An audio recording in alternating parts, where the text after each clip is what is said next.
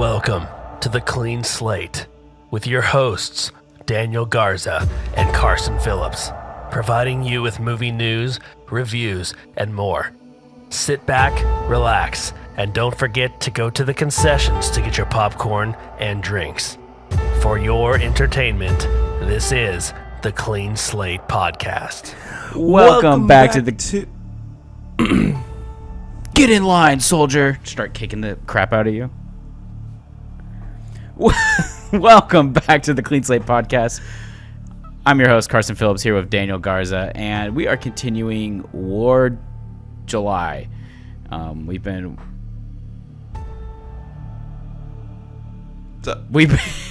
watching a war movie for the every week this July, and we are continuing with another World War II film, and this time it's Fury, directed by David Ayer. Yes, sir. Okay, so guys, this movie came out in 2014. I was a freshman in college, which is so sad. But wow, so I was in high school. Yeah. Dang, dude. But this movie is heavy, and it's a great one, though. I'm actually surprised why it didn't get higher reviews, but we are watching Fury. Here's the logline. A grizzled tank commander makes tough decisions as he and his crew fight their way across Germany in April 1945. Ooh, April. Good month. Yeah, it's a good month. If you haven't checked out our April month yet, no, I'm just kidding. Just a plug. Yeah, I guess that's pretty much... I don't want to go too into detail with the plot here. It's not incredibly plot heavy, totally, I guess. I mean, it is in some ways, it's but pretty basically... much mission after mission what they get. Yeah, I mean, I guess like the core character we're following is a younger, played by Logan Lerman. He is like a younger, less experienced soldier, and he's like thrown into this more grizzled tank crew after they lose one of their men. So you kind of just see more his dynamic of like being exposed to this warfare because he's like a typer or something. Yes. Yeah, it's actually probably what all of us would be like if we got drafted into a war. Nothing too, like, I guess, exciting here. A lot of the movies sometimes, right, it's not draft, it's like volunteered soldiers that go out there, not volunteer, but like they enlist themselves in. This one is more so of a draft, and you can tell that his name, well, his nickname they go by is Machine. The Machine. The Machine. Anyway, but he's just like this they young kid. Done a better nickname. Yeah, I think so. It's always the Machine. You're like a machine. That's your nickname, the Machine. I was like, ugh. Just from the 1 second, like, hey, we're all gonna die, dude. Yeah, you get a nickname. I hate you, but here's a nickname. Anyway, so pretty good movie. I watched this movie probably like 2 or 3 times, and that was enough for me to be like, I'm good. Like, I've seen this movie until we came to. Fair. I haven't seen this movie in probably about. We already talked about this, but like 7 years or so. Yeah. Anyway, but let's get into likes and dislikes. I have quite a few likes. Yeah. So, first off, I think just in general, the acting is probably what is most standout to me. Because it is, like Carson said, it's not really a plot-heavy movie. This is more centered around, I guess, different personalities in a high-stakes situation. So, like war, obviously, but like, you know, what happens when there's not a lot of backup, or, you know, not a lot of help to, You're isolated with a small group of guys. Exactly. And you don't really all get along, but you have to. Yeah, exactly. And I just really love some of the character development. Now, there's not a lot. I think actually people mainly kind of 1 or 2 characters get it, I think. Yeah, but I would actually say you start to see character development in this, and then all of the development is immediately shot back down, back to its original form. Stop. But, like, right, you got to see the Machine become way more rugged, and he becomes way more like, this is war. But then at the end, he's not like that anymore. He's just like traumatized. Yeah, he's traumatized. He wanted to surrender. As far as like morality goes, he's like the most morally grounded character, because they're all kind of in different levels. Like each of them is in different. You can have like a preacher guy who's got his own thing going on, and then Brad Pitt's character is more moral, but also just depends on the scenario, I guess. Yeah. And then you have why am I forgetting his name right now? Jon Bernthal, the Punisher. Yeah, his character is like morally like degraded basically at this point. But like Logan Lerman's character, I think, kind of stays the same almost. He just learns to toughen up. So it's kind of like it's an interesting arc, I think. Yeah. Yes, and here's the deal. This movie is stacked with like great actors. You got Michael Peña, Jon Bernthal, Brad Pitt, Shia LaBeouf, and then Scott Eastwood shows up for 10 seconds. Yeah, I thought that was Scott Eastwood. I was Isn't that random? I was like, why does he look so like the same? No, he just looked like, you know, when Captain America is in the soldier suit, like the army suit, and he's so small in it. That's what Scott Eastwood looked like. That's fair. That's funny. Anyway, so I think they all did well. Funny story here. Shia LaBeouf was a big part of mine and Carson's childhood. And he kind of dropped off the face of the planet up until Fury came out. And when Fury came out... one of his many comeback films. Yes.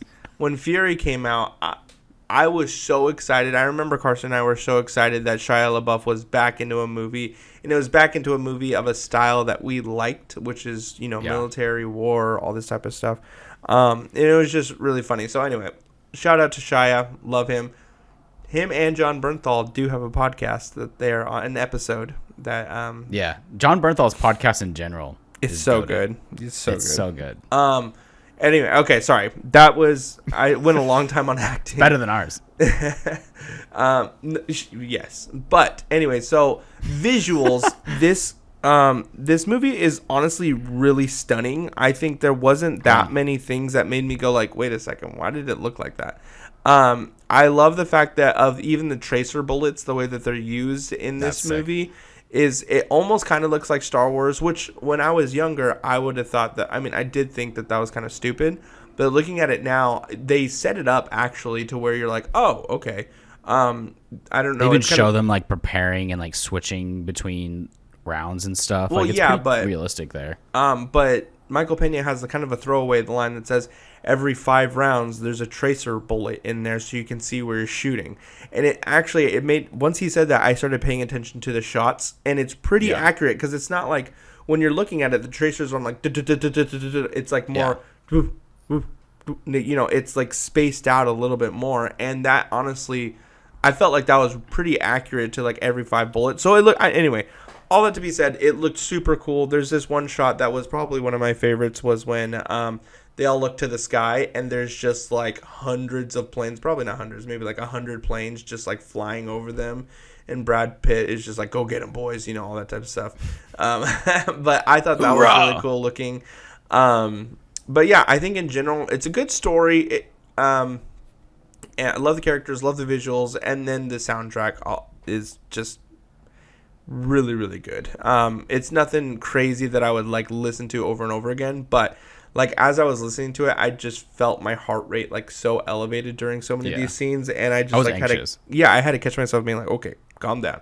Like this soundtrack is going crazy right now. So those are mainly my 3 likes of this movie, but I would say top is mostly visuals. Visuals was so cool. Okay. Yeah, I think that's all very valid. I mean, this movie is, like Daniel was saying, it's very intense, very claustrophobic when they're in the tank. Yeah. And I think that could be something that could come across like poorly if someone else was directing it. And I think David Ayer does a great job. I actually don't like maybe like 95% of his films. So the fact that he made this movie, which I think is like outstanding, is impressive to me. And again, like Daniel was saying, the cast is great. Like they kill it. They seem like real friends too. Like you can feel the camaraderie. It feels like genuine. And also Daniel and I were kind of talking off pod, like this film's pretty brutal, not just in like the way it shows violence, but just like the way war can drain you and mess with your morals or like your just view of the world in general.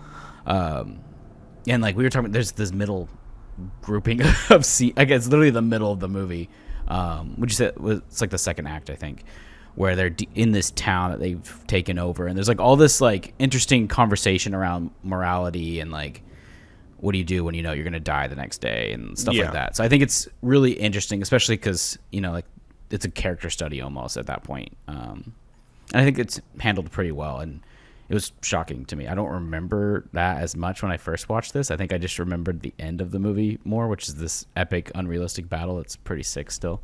I think it handles like tank combat in a realistic way, and it doesn't feel over the top really until the end of the movie. And also the pacing of this movie is great. It's short, which the next movie we're watching is not short, and that's why we watched this one today. This is like good 2 hours. On me. Yeah, but it's not 3 hours. It's shorter than The Great Escape. Yeah. True. So a lot of war movies are long. So this has like a nice tight pacing, but also a decent like runtime still. Like, it's not cut short either. But yeah, those are kind of my main likes. It's very cinematic too. Like Daniel said with the visuals. Like it's if I could watch this in theaters again, I would do whatever. I'd pay $50. Yeah, same. Kind of going along with that, I thought this movie actually is pretty quotable. Shia LaBeouf. Well, no. And Brad Pitt. I feel like they have such good lines. Yeah, well, Brad Pitt has this one really great line. I felt like they tried really hard to push this one, but it still stuck, I thought, which was they're like clearing houses, and then, what's his face is just like refusing to do anything because he's like scared, and then all of a sudden Brad Pitt is like, "Hey, ideals are peaceful," or something. He said, "Ideals are peaceful. History is violent." And I was just like, fair. Whoa, that's crazy. I don't know. It seemed like a little bit on the nose of a quote for me. I will say a lot of it is on the nose. Like upon like reflect, I guess that's more of a dislike. Is it's a little on the nose, but it's not like the worst. It's not like other David Ayer films, which I feel like are more on the nose than this one. Also, a lot of vets worked on this movie. Oh, cool. And I think that's a big part of like why like the shell shock scenes or like the trauma scenes are done so well and like so intensely. Yeah. Anyway, okay, so let's go into dislikes. What are your dislikes? Yeah, we kind of talked about it. Like as much as I like some of those lines, it is a little cheesy, I guess, at times, but it's not the worst. And then again, like I enjoy the ending of this film. I think it's very cinematic and epic, but it is definitely over the top and like maybe not the most realistic thing in the world, especially when the rest of the movie seems pretty realistic to me. Mm-hmm. It has more of a Hollywood-ish ending. Yeah. In a way. I mean, it's not like romanticizing World War II, which would be more Hollywood, but regardless, it's a bit of an over-the-top, action-packed ending. But again, I do like it at the same time. So it's kind of like a weighing that I don't really know for sure how I feel about it, I guess. And then, I don't know. I guess the plot being a little thin. Mm-hmm. There could be some more stuff there. And then I think some of the themes are like you said, are dropped. Like the character development is dropped for the sake of how the movie ends. Yeah.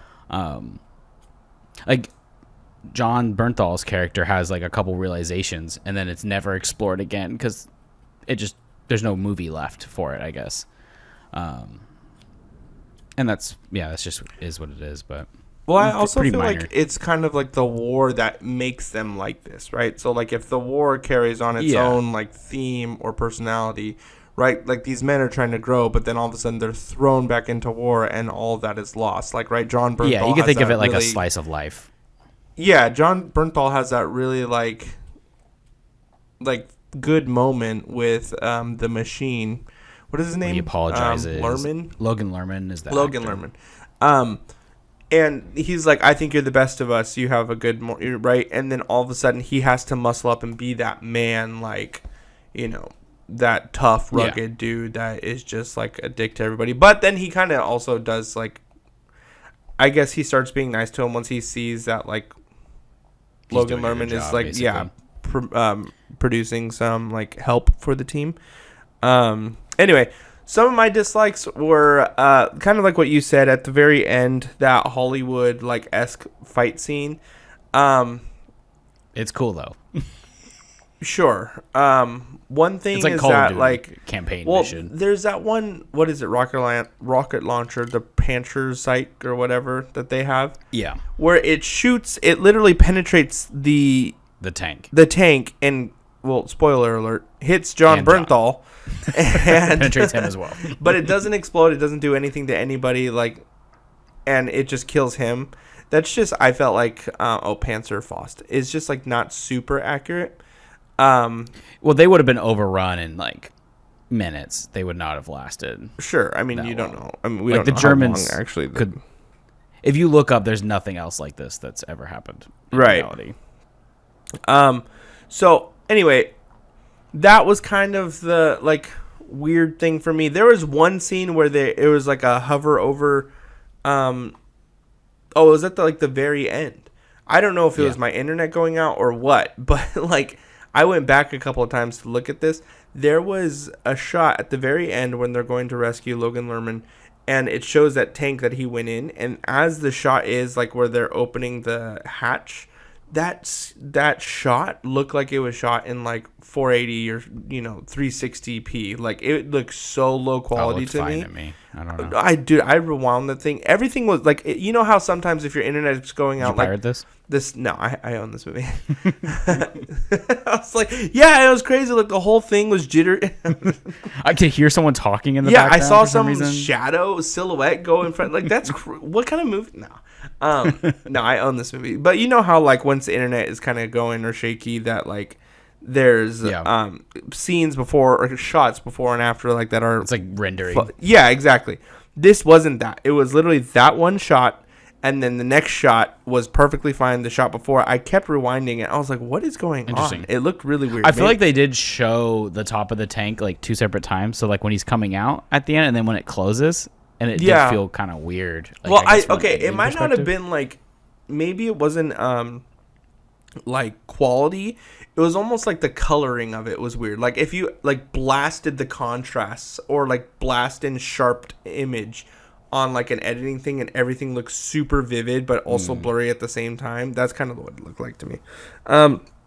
Anyway, but I don't really have so many complaints about this movie. I'm actually shocked that this movie did so low on, not so low, it's 76% certified fresh, but I'm surprised that it didn't get higher, like in the high 80s or even low 90s. Yeah. I just wondered what else was coming out at that time, maybe that people were thinking about. Like, did this come out around the same time as the one with Andrew Garfield? No, actually... No, I think this was like 2 years prior. Oh, that was later. Okay, because like people like think about Hacksaw Ridge came out in the 2016. previous kind of movie they watched. Hacksaw Ridge was after this. Yeah, that's what I said. Interesting. Yeah, because that movie did really well. Well, I just thought this movie like tone was so good. You know what I want to say though? My favorite scene of the entire movie was the 3v1 tank scene. Yeah, that was where sick. they're all like, he's giving them commands. They're all doing like wraparound things. That part was probably one of the most intense VR scenes. tank game. Yo, we should look into that. That should be a thing. Also, we need a submarine movie like this too. Anyway, I think this movie really kind of, when I first watched it, really opened my eyes to how violent war actually was and it is. And it's one of those moments where it's like, right, there's that. I mean, it seems kind of weird because it seems a little bit R-wordy, but where they go into those girls' house and then they just like, he sleeps with her. And it's like kind of a fabricated, affection there and whatnot. So, but it becomes like kind of this sweet moment. It's obviously ruined by Jon Bernthal, and then it's obviously ruined even more by the Nazis. And it was like a girl quadruple is just ruiner. Dead. And you're like, geez. Yeah. Okay, they really laid it on thick. That war is hell. That scene is so uncomfortable, but like Logan's character is like, he's like empathetic and chill. Like he calms her down. And it's not like as bad as it could have been. Right. But then once the other guys come up, it really shows you that contrast between all the guys. And it's like, it's pretty intense. Even like Michael Peña's character is like, sorry, I'm drunk. And so he like shuts up. But like Bernthal's character is so jaded. Yeah. And he does such a good job of playing like charismatically evil characters. Yeah. Or almost like that like annoying bro dude where he's like, okay, geez, stop. But you don't need to like, that like try hard alpha. But they're really he's just betas. such a like nice person he seems in real life too, and then he'll randomly play a role like this or like he's a badass though, or like Wind River, like he's like evil in that movie. Oh god, but he does a good job at it. He does job a being lot evil. of slapping though. That's my thing. Okay, guys, we gotta end this. Okay, overall, what would you rate this movie? I'm kind of going between two ratings. So I'm somewhere between like a 4 and a 3.5, somewhere in there. Okay, I am Because it's missing something, and I'm just not sure what, to be honest. But I think it's just one of those movies that is just like this. Yeah, Fury recreating hell. That's like what the trailer is. It's just like this was what it was. I think this is to me one of the most like God, like every single World War II movie. I'm like, okay, like the Nazis, we get it. This one really put it into perspective for me of like just how crazy everything is, like in the trenches. I'm giving this movie a 4.5. I mean, I'm sorry, not 4.5. God, that's a lot. 4.0 out of 5. oh, I was like, whoa, that's crazy. No, it's a 4. It's 4 stars for me. So I like this movie a lot. Okay. It's not one that I'm going to constantly go back and watch, but it is one of those ones that I think is like it's still. I mean, after what 12 years, it still holds up. Yeah, it's still a really good. It's film. better than a newer movie like The Outpost. Right. It's better than like probably Fantastic Four in terms of animation and graphics. So It was easier to do just gunfire.